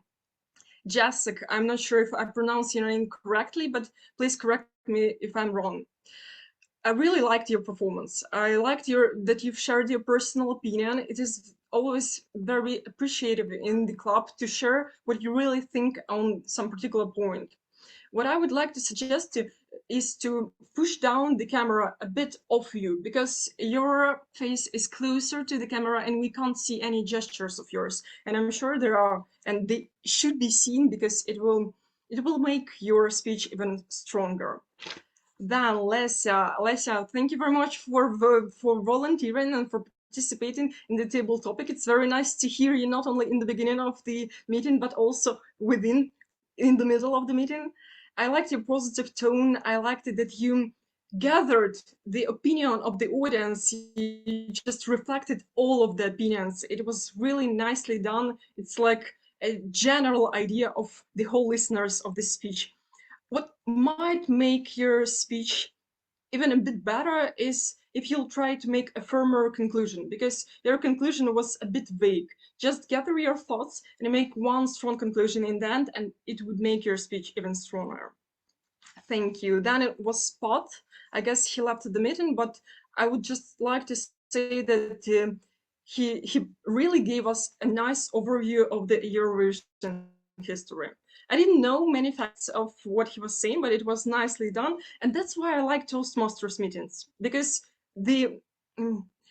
as many as people are presented on the meeting, as many thoughts and opinions you can receive from them.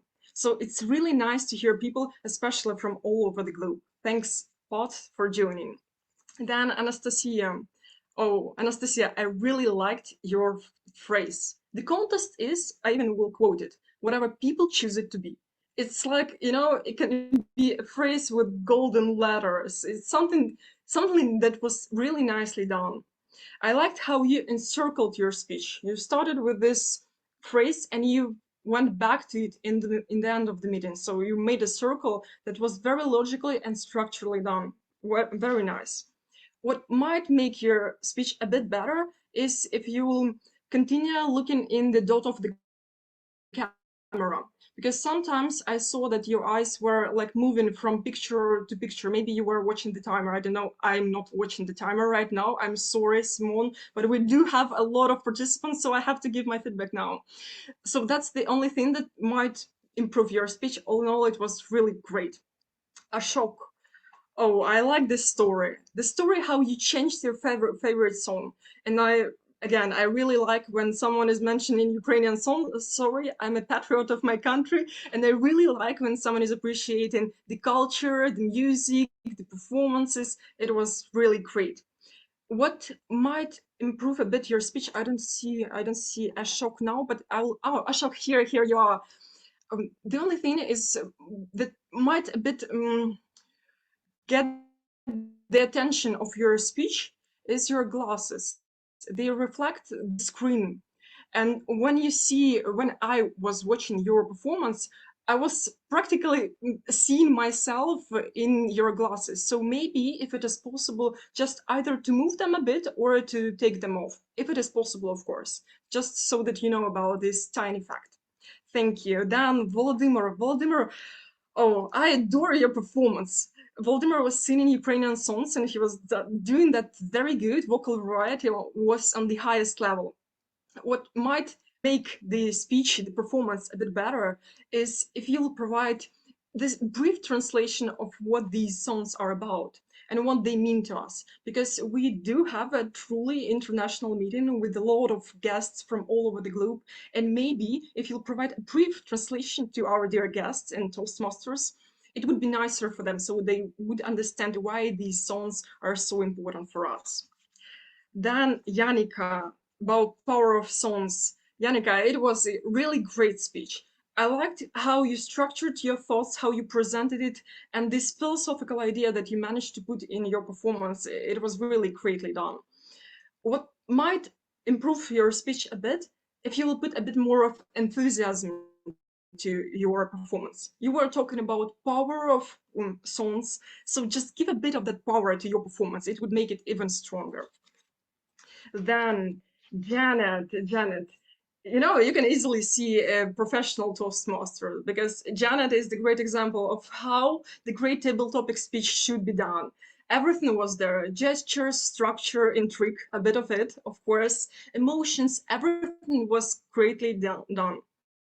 What might not might even improve, I just wanted to mention a small thing, a small mismatch in your performance. The only, you know, tiny detail that I could notice is that the question was about your favorite performer, and in the conclusion you've answered about your favorite song. So it's just a tiny mismatch of what I could spot, but all in all it was just perfect. Thank you very much for joining. CJ, oh, first of all, I like to mention that CJ used the word of the day in both of his speeches, and it was done greatly, because the word of the day is not the easiest one, I would say so. So thank you very much for putting it in your speeches and showing the example to others. I liked how you used technologies to share your screen, and it was easy and nice and quick. However, there is a small thing. Just make sure that everyone could see and hear what you're presenting, because we couldn't hear quack, quack, quack. We couldn't hear the song, and I really wanted to hear it, so I will definitely do it. Thank you for sharing the link in the chat. But if you are using that in performance, just make sure that people can hear it. That's the small thing. Then Steve, I really liked your speech. It was Steve. Yes, Steve, thank you very much. You know, it somehow reflected what I thought about this question. So you basically put my thoughts in your words, and I'm really glad that we do have similar opinion on that matter. What I liked in your speech some strong conclusion, like a moral, that like something that never say never to different kind of music, or never say never at all. So if you could just, shape your general idea in one sentence and present it in the end, it would be just perfect. Thank you. Taras, I would never believe that you were a first time visitor of Toastmasters Club, because you had very structured speech and you presented it with quite assurance. So we could see that there is a confident speaker in front of us. However, something might simplify your performance, simplify the perceivance of your performance, because when you were swinging in the chair, it just, it makes it a bit more difficult for people to listen to your speech and to keep the attention of your speech. So just a small thing of that. Then I'm almost ended this evaluation. Anastasia, the second performance. Thank you for sharing the history. It's really important that people of Ukraine should tell the story, the history about rebellion on Maidan and rebellion of dignity. It's really important that people should know. I liked how you connected it to the question of the songs. It was really greatly done. The small thing that might improve your speech, in the second performance, you've had quite a lot of like I'm having now, definitely. Then Vitaly, thank you very much for your response. I couldn't evaluate your body language because I just couldn't see. Perhaps it would be nice to turn on the camera, maybe next time. But all in all, it was a nice response. What might make your speech better is that just give us some more details, because the question was, what makes a song a rebellious one? And you've started replying that, and there was an intrigue, and then you just dropped the topic. So maybe just a bit more of details how to make a song a rebellious one. Thank you. And CJ, the last performance, I've already evaluated the first one, so I just add some point that might improve your performances at all, because I've managed to see 2 of them today. And what I noticed is that you have some kind of a rhythm, ta-da-da-da, ta-da, ta-da, ta-da, ta-da. So it's just a similar one when you're talking, from speech to speech, from performance to performance. So maybe it would be good to play not with the voice variety, but with the pitch variety. So change the rhythm, play with it. Just try something new, like a new task, like a challenge or whatever. All in all, thank you very much. I've been talking a lot. And I'm really grateful for you, dear friends, dear Toastmasters, that you joined the meeting and that you participate in this amazing table topic. You've made it amazing. Thank you very much. Thank you very much for that, Vera. You're definitely my hero tonight after all those table topics that you've had to evaluate. We're now going to go to the tag team. The timer, Simone will actually put the timings into the chat box function to save us some time. If the art counter, who is Voldemir, if he could briefly just provide a recap of the meeting, that would be greatly appreciated. Please welcome to the virtual lectern, Voldemir.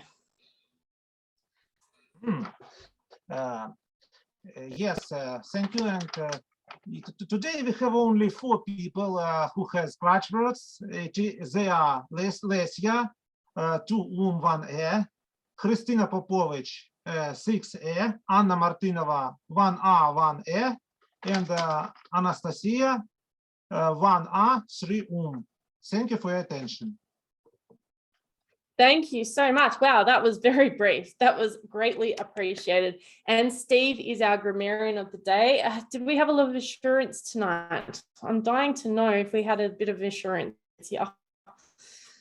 One thing that occurs when you have great speakers, sometimes you get so into their speaking, you sometimes lose some of their words. I don't know if anyone else has noticed that.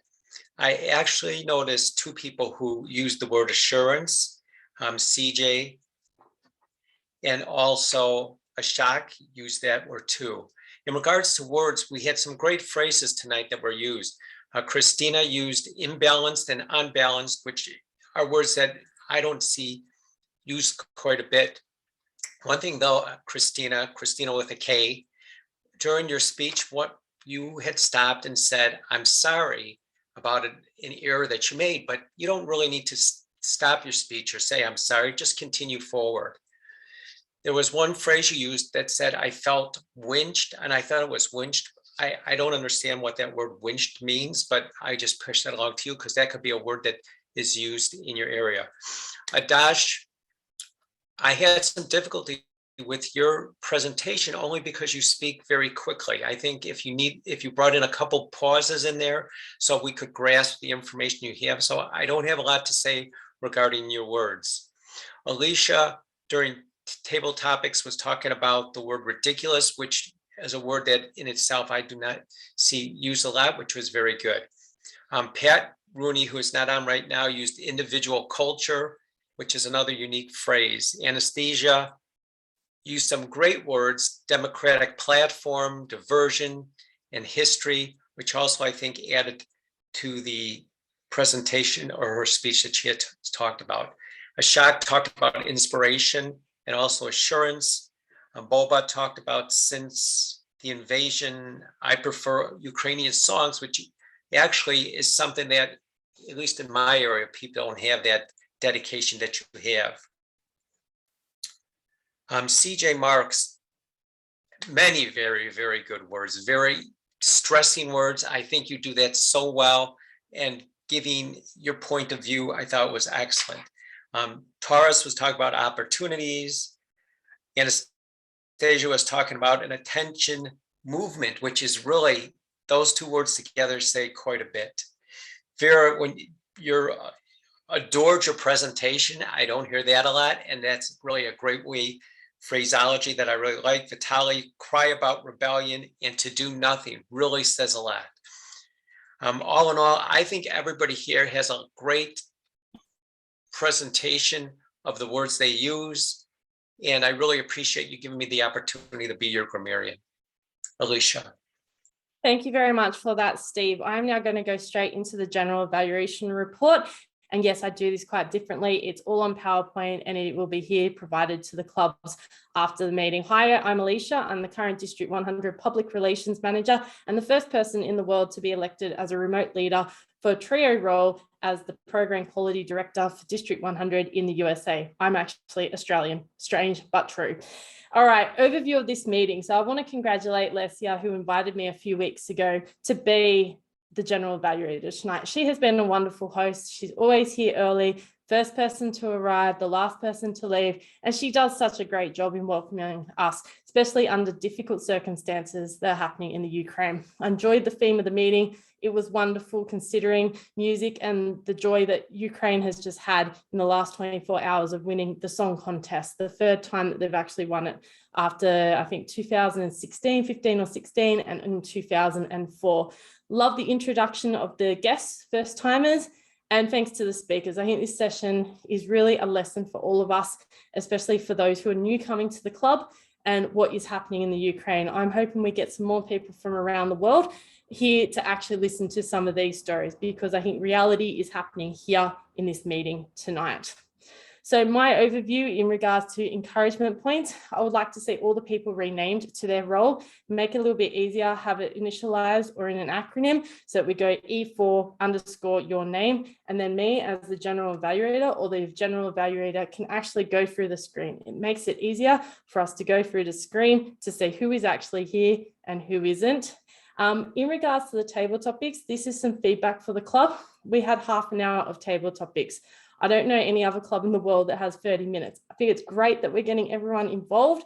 I think cut it back and actually focus on those who are not doing a specific speaking role. I don't need to do it as a general evaluator. I don't think the speakers need to provide table topics. Give it to the guests, give it to the people and the members first who are not doing any major speaking role. Also split the table topics evaluator into two. In Australia, we do this as odds and evens. Odds would be 1, 3, 5, 7, 9, 11 speakers. And it gives people like Vera, who is my hero tonight, a bit of time and breathing space to be able to provide that feedback and to provide another person a speaking opportunity. Again, this is feedback for the clubs to consider. You don't have to take it on board. It's just for something you may want to consider. Our Toastmaster is Sarah. Love the introduction of the theme, music, and it was wonderful that it was given what's happened in the last 24 hours. She had excellent screen use. She was on screen for the whole time. She was engaged with the role takers. I love the excellent transitions that she used tonight between the speakers and after each role taker was given.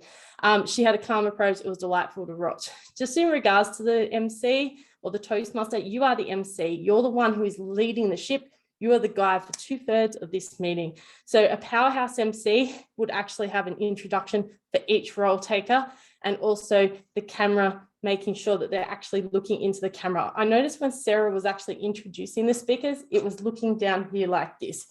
We want to see full engagement with the speakers because you're passing on the baton or the baton onto the speaker, and we want to see that engagement with the speakers. So just having that clear look, maybe have the screen half, here's the actual screen itself, here's the agenda, have the introduction and something brief. That would be getting the introduction before the meeting. Also with the theme of the meeting, this was a real good opportunity to think about being engaged with the Eurovision Song Contest. The Ukrainians are going mad about this, and so is the rest of the world, because they've just broken a world record for the number of points that they've scored. So thinking about maybe including that as the highlight of what has happened for them in the last 24 hours. Congratulations, Sarah, your smile lit up the screen tonight. It was like New York was lit up with 1,000 candles for the Ukrainians tonight. Our topics master, Anna, she explained the purpose of table topics. She gave an introduction and the timing sequences. The best questions about Eurovision. I think everyone was so excited about this, especially as a life fan of Eurovision myself. Thank you for asking these questions, and thank you, for goodness sake. I'm sick of seeing the PPT, the spinning wheel, and all the numbers coming up on the screen. I absolutely hate seeing that. It's driving me insane. So thank you for speaking it and actually using the oratorical skills that we're being taught in Toastmasters. They were based around the theme of the day. My suggestion is look at the screen and think about pouncing on the victim. See who is actually lined up. That's why I've recommended that people who have a role have their role on the screen, GE underscore. See those who have not got a role and then pounce on them. Remember, in the real world, when we're going into a job interview, we don't ask and go, I want that question, I need that question. No, we're asked the question and we're expected to answer, because that's what table topics is preparing us for. What we learn in the circle is what we learn outside of the circle. Another thing, use the table topics master role as active listening project in level 2 or level 3 of Pathways. This is an opportunity for every single person here to use this as a project and to also get it evaluated, and also provides another speaking opportunity for another member to evaluate. Congratulations, Anna. Best topics ever, because I love Eurovision. Congratulations to Vera. Let's all give her a huge round of applause, ladies and gentlemen. She is my hero. She has done like 25 table topics evaluations tonight. I lost track, honestly, I lost count. There was quite a number of topics tonight. You did a wonderful, wonderful job, Vera. I don't know how you did it. I just think you deserve like the big thumbs up tonight. I don't know how we give you an award for that, but seriously, that was full on.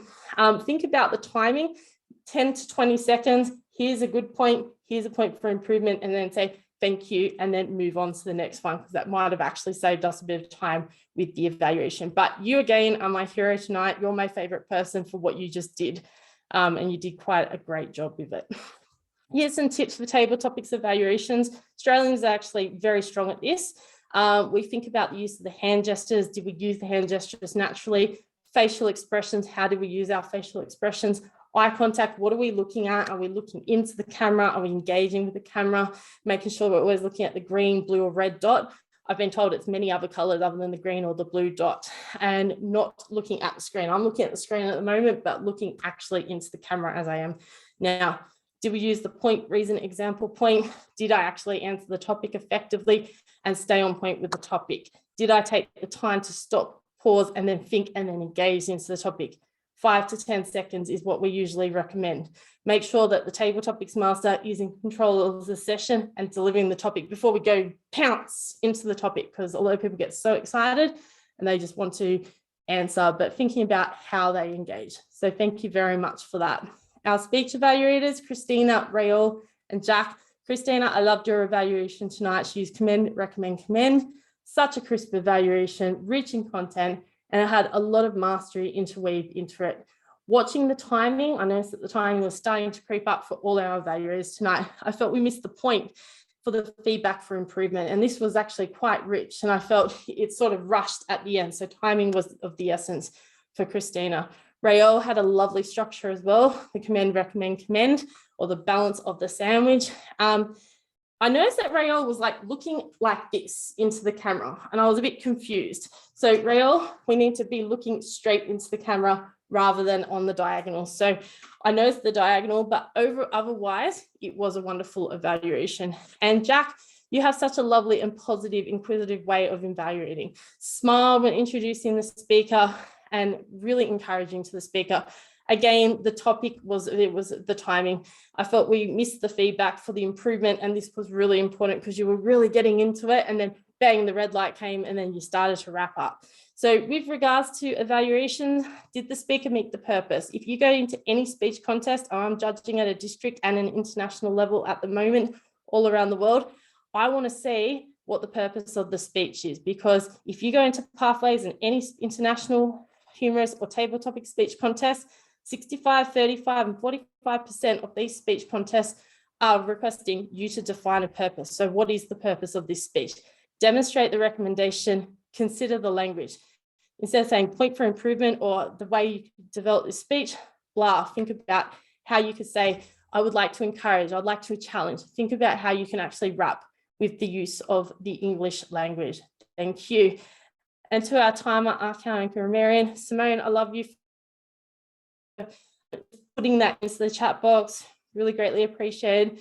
Voldemir, really detailed report, really quick and wrapped it up. I love the R counter as an Excel spreadsheet, scare the living daylights out of people. And also for the grammarian, thank you for that detailed report, Steve. Ladies and gentlemen, it has been a pleasure, and these are my final thoughts for everyone. Evaluation is a gift to the speaker and audience from you. Give your gift to the receiver with purpose. For this purpose, we'll provide an opportunity for the receiver to continue to develop and grow. Thank you, and it has been a pleasure to serve as your general evaluator. Back to you, Sarah. Wow. What is the most abundant and feedback for to our today's meeting? Yeah, do you love it? Yeah, absolutely. I love it so much. Thank you, Alyssa, and for your feedback. And for now, it's our comments to the meeting. And here we have our President Eric Hadwell from the DniproHills Toastmasters to host the session. Please help me welcome him. Unfortunately, Eric didn't join us, so I understand we have some problems now. And as VPPR, I always trying to reach to organize all these things. Actually, I am so shocked by evaluation by Alicia, so it's very hard to figure my speech. But once I know exactly that we need to congratulate our best table topic speaker for today. It's Anastasia Balbekina. It's from ArtTalkers. I saw that actually in chat they have like time limits were very tough, and usually in foreign clubs we like disqualified it, but in our clubs we don't have such rules, so we just wanted to present this best table topic award to Anastasia, yet to encourage her to improve more and just to give them tips about timing limits. And I wanted to ask to the stage Anna Martinova, and then I will close the meeting. So please, Anna. Dear guests, dear friends, dear members, I would like to say thank you for this meeting. Thank you for joining us. Thank you for coming and participating. Thank you for your supportive feedback. You know that a lot of members of our Ukrainian clubs are unable to join the meeting, so we are very grateful when you come, when you feel vacant roles, because our purpose is to keep our meetings alive, whatever the circumstances are. So we are really very grateful to your support, and for your participation. Thank you very much for the time that you find for us. Thank you. And regarding our plans for the future, yeah, we already scheduled our another meeting. It will be on Saturday, 28th of May, and it will be a special speech writing secrets workshop from for past district director Florian Bay. You can see the details about workshop in our Facebook event, and as usually I will I will make a letter and send it to you with all the details, so everyone are welcome in. Grab your friends, grab your members to visit this workshop, because I think it's should be really very relevant for all of us, especially as a Toastmaster. And after workshop, which will last near 1 hour, we also schedule table topic session, because we see that all of us are wanted to go in public speaking, yet to improve our public speaking skills and to be maybe more powerful speaker. And I'm very pleased to Alicia for that. You mentioned that it would be good to divide table topic evaluator role for 2 people, and I'm sure that on next meeting we should do this, because it will be only table topic session, and it will be really very hard to evaluate all of these guys. And about our other events, after this workshop, we will have another workshop. So you see, we have a lot of workshops, and we are very grateful for all Toastmasters who are ready to give us the what happened with my Facebook page, I don't know. For all who are ready to share his secrets with us, so it will be storytelling workshop. So you also are very welcome to visit this workshop and to take as much good pieces as you can. And all in all, I just wanted to announce this meeting closed. Welcoming to all of you for like a small informal after party up to 20 minutes. And I'm very grateful for all of you to be contacted with us, to join us, to sign up, and to take so many important work today. So I'm just I'm just holding in stock all these things. So thanks to all of you.